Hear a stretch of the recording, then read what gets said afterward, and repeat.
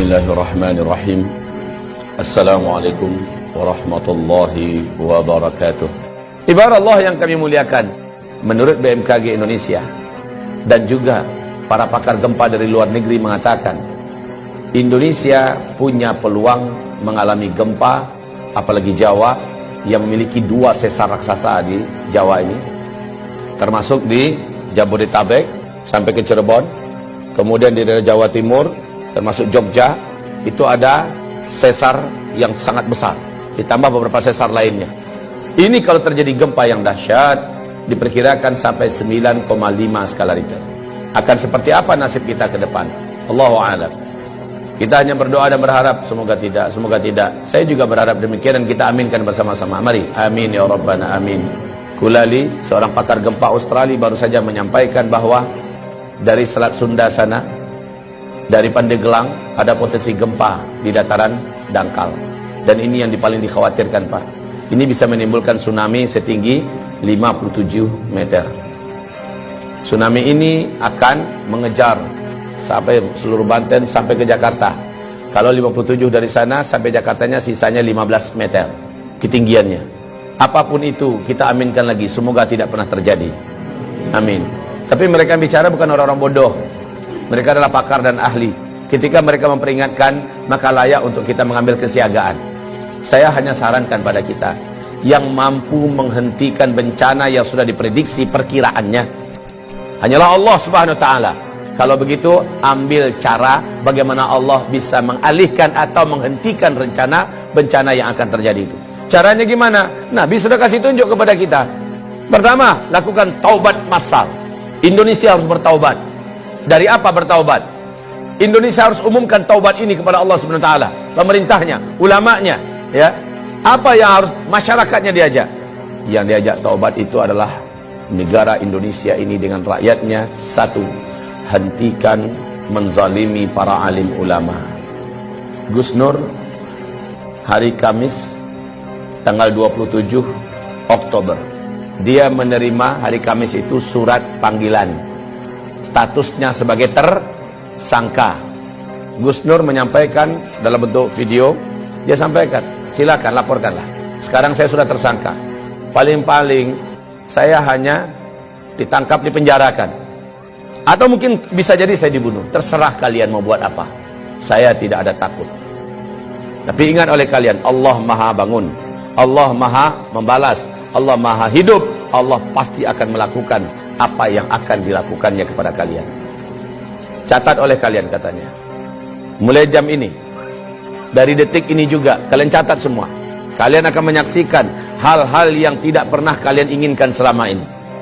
Ditindaklanjuti oleh Polda Palu. Yang gempa besar besoknya, maghribnya.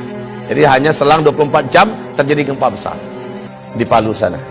Anehnya, semua rumah bangunan gedung yang ada di sekitar rumahnya dan pesantrennya Gus Nur yang ada di Palu hancur, tapi gedung dan rumahnya, pesantrennya Gus Nur utuh seutuh-utuhnya, berdiri kokoh, rapi serapi-rapinya, sebelah-sebelahnya rata.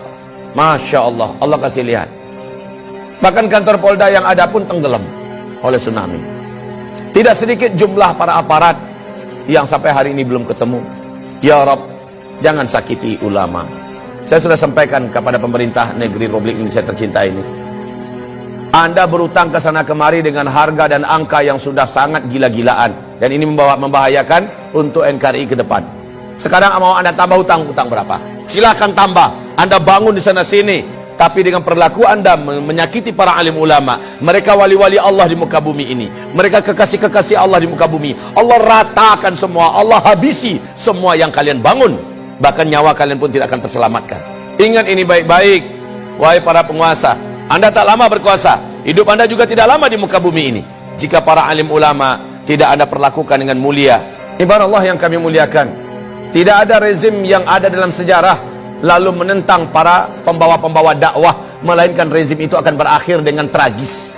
Baca sejarah, buka Al-Quran, buka sejarah. Bagaimana setiap rezim yang berani menentang pembawa-pembawa dakwah dengan tragis. Wa kadzalika ja'alna likulli nabiyyin aduwwa syayatinal insi wal jin.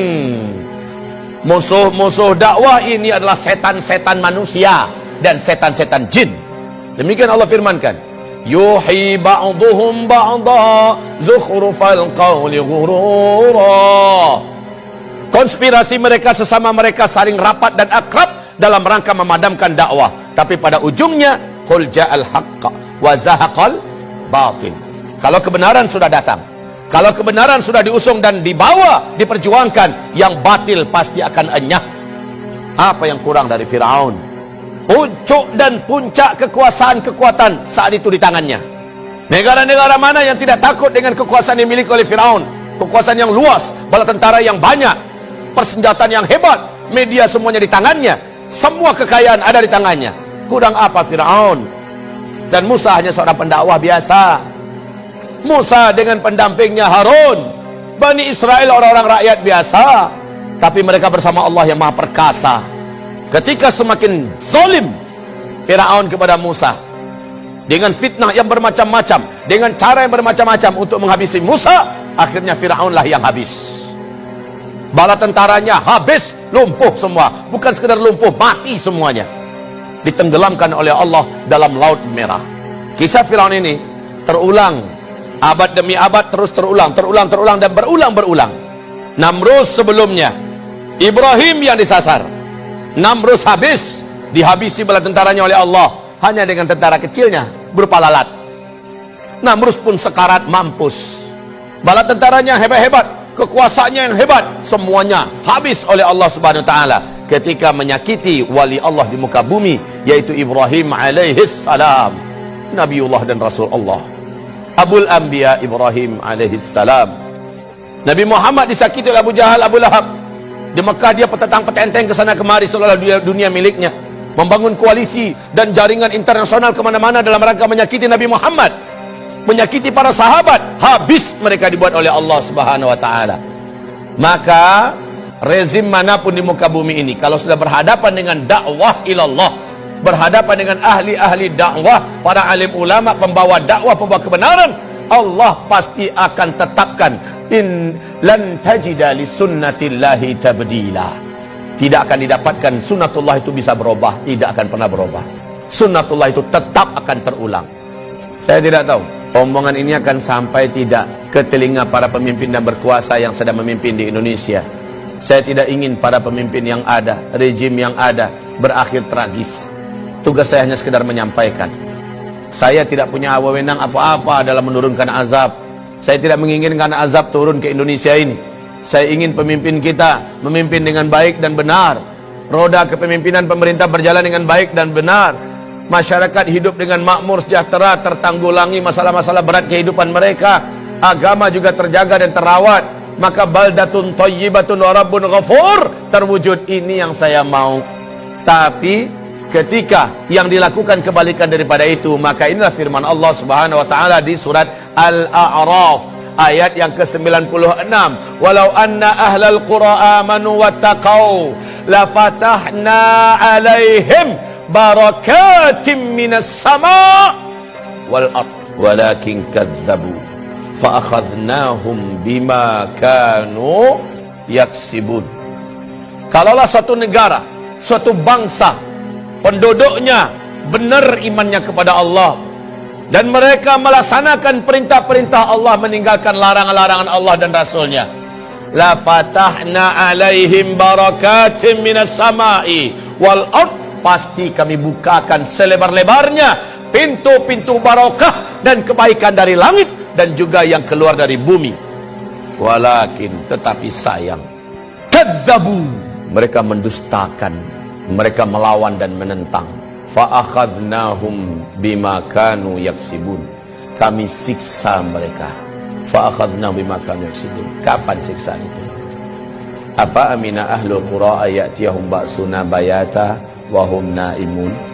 Apakah mereka merasa aman ketika dosa sudah dibuat di mana-mana, maksiat sudah dilakukan di mana-mana? Mereka masih merasa aman daripada siksa dan azab kami yang datang kepada mereka baghtatan, tiba-tiba. Wahum naimun, mereka sedang di rumah-rumah mereka, mereka sedang kumpul-kumpul dengan keluarga mereka, mereka sedang mau tidur atau sedang tidur. datang kepada mereka siksaan kami wahum naimun. Awa amina ahlul qura ayati yaum ba'suna duha, atau kami siksa mereka di waktu duha wahum yal'abun, mereka sedang main-main. Baik saudaraku, hamba-hamba Allah yang kami muliakan, insyaallah semoga bermanfaat yang saya sampaikan. Mari kita istighfar dan tutup dengan doa kafaratul majlis.